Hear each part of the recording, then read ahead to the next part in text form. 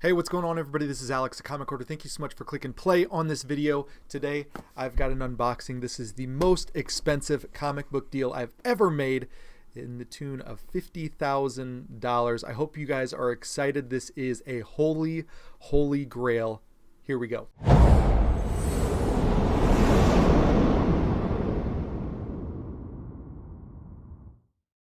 Huge shout out to the sponsor of this channel. It's Shortboxed. It's the easiest and safest way to buy and sell graded comic books online. There's a link in the description below to download the app for Apple and Android users. They update the inventory daily, so I suggest you guys download the app today and start shopping immediately.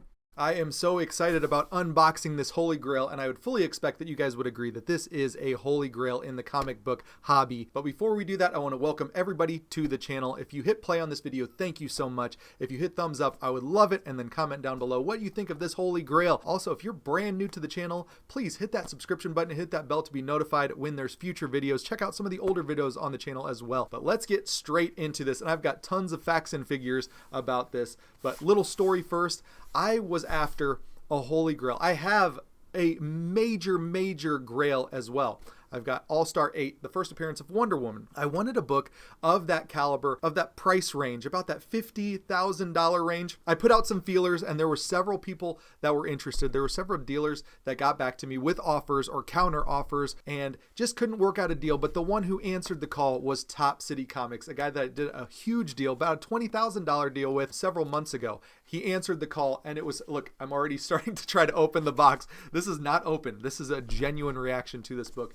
But he answered the call, and we did a humongous trade. We went back and forth for 2 weeks to come up with the perfect deal. There was other books added, then subtracted. I had books that I added and then subtracted, and it was just back and forth, and it was such a great time. Top City Comics is on Instagram. Such a great guy, really easy to work with, and just he wants the best for the buyer. He wants the best for his business, and so we worked out a deal that was fair for both of us. So when I talk about it was a $50,000 deal, I'm talking about $50,000 full-blown retail value. Full-blown retail value for his book, full-blown retail value for the stuff I traded him, but it's not necessarily my acquisition cost. I could have $10,000 in the books that I traded him, so technically I could have got this for $10,000, but the fair market value for all of this stuff was about $50,000, and honestly, we went back and forth on the value of my books. We went back and forth on the value of his book. He needed a little bit extra just based on what he had into the book and what he needed for it. I look at acquisition costs. If I have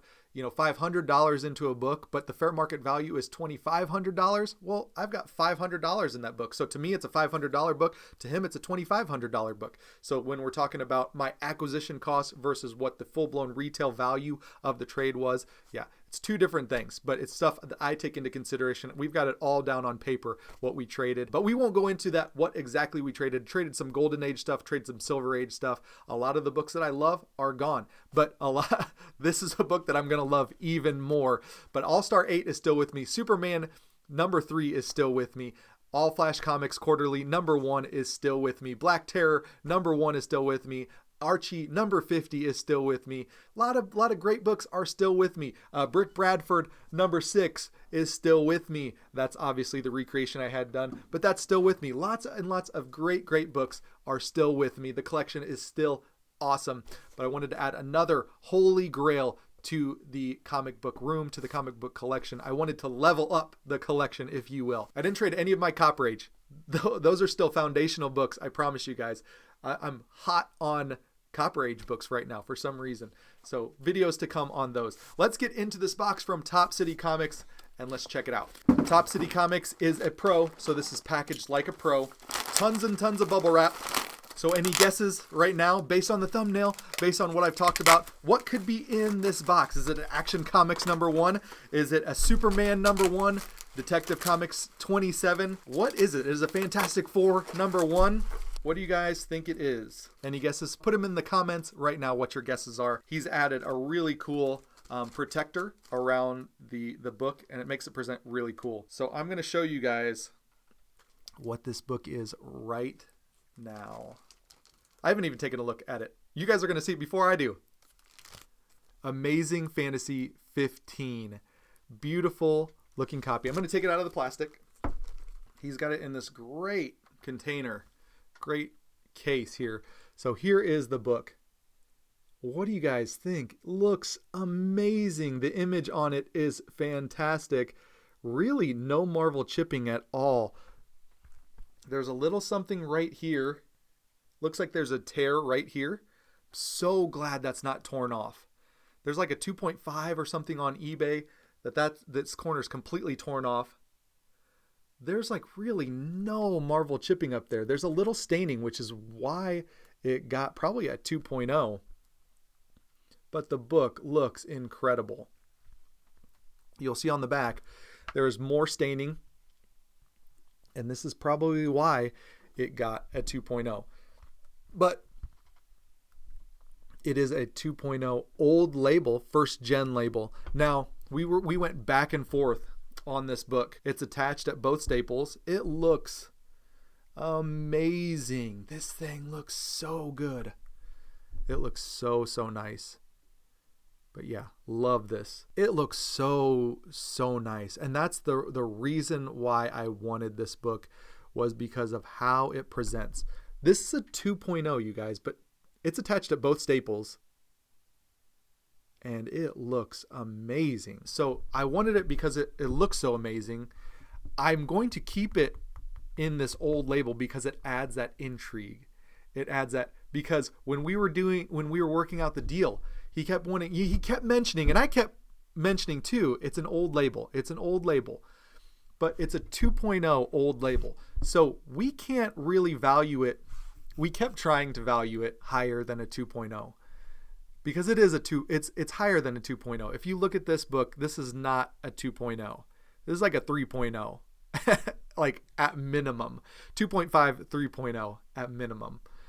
And the thing about it is you can't, when it is graded at a 2.0, we really can't say hypothetically it would be more than a 2.0. So you got to play like, if it says 2.0, well, if you think it's more than a 2.0, spend the like $1,000 to $1,500 to get it regraded and see if it comes back at a 3. Then you can sell it for a 3.0 price. So we went back and forth on that kind of stuff. It was a lot of fun. He's a great guy to deal with, great guy to negotiate with, and no problems at all. That's what we went back and forth about, was the grade and what it could be. But what it could be isn't what it is. So anyways, total graded books on the census for Amazing Fantasy 15, the first appearance of Peter Parker Spider-Man, are 3,599 copies graded. Universally graded, so blue label graded, there are 2,316. And the fair market value for this book, fair market value according to Go Collect, which I do not agree with, because like last week it was $42,000. $42,600 or something like that. Anyways, right now it's $35,000 fair market value for this book. Maybe they're discounting it because of the stock market going down. I don't know.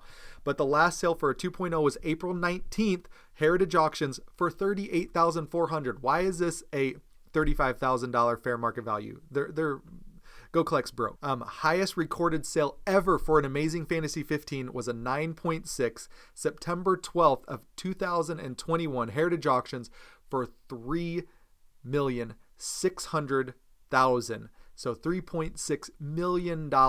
It is the highest recorded comic book sale ever on the market, ever. I did a video, I'll put a card up there, about the highest recorded comic book sales ever. Nobody watched that video. It's like less than 700 views. I can't believe it. Like every video around it was like way more views, and then that one got 700 views. I'm not sure what happened.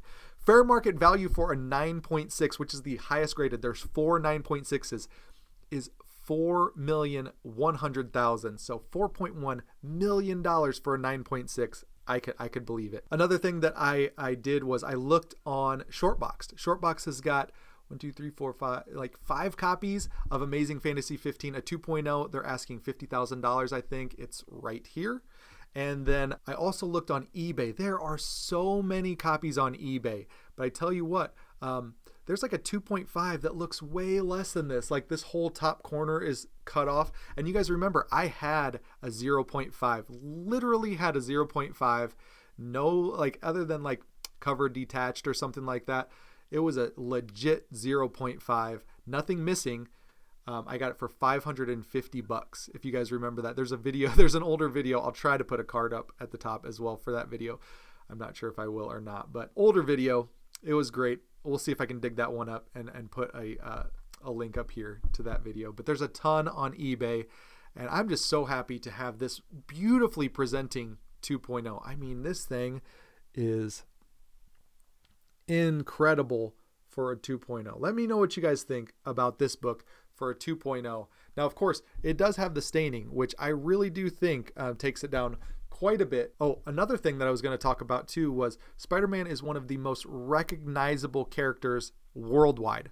You go to any country, they probably know who Superman is. They probably know who Spider-Man is. They probably know who Batman is. And so you ask any kid around the globe, and they probably know who this character is. And so I went and did a quick search. So this is very non-scientific, but Watch Mojo, very, very popular comic book and nerd website. They rank Spider-Man as number 2 in the most popular superheroes, behind Batman as being the number 1. Nerdable as a website that I found, and they rank Spider-Man number 1. So I like Nerdable. Ranker, and also another website that ranks a lot of things, obviously in the title, Ranker. They rank Spider-Man number 4, and Wolverine number 3, Superman number 2, and Batman number 1. There was one website that ranked Wonder Woman number 1, or maybe Spider-Man maybe it was Nerdable, ranked Spider-Man number 1 and then Wonder Woman number 2. So I've got number 1 and number 2. So that's awesome.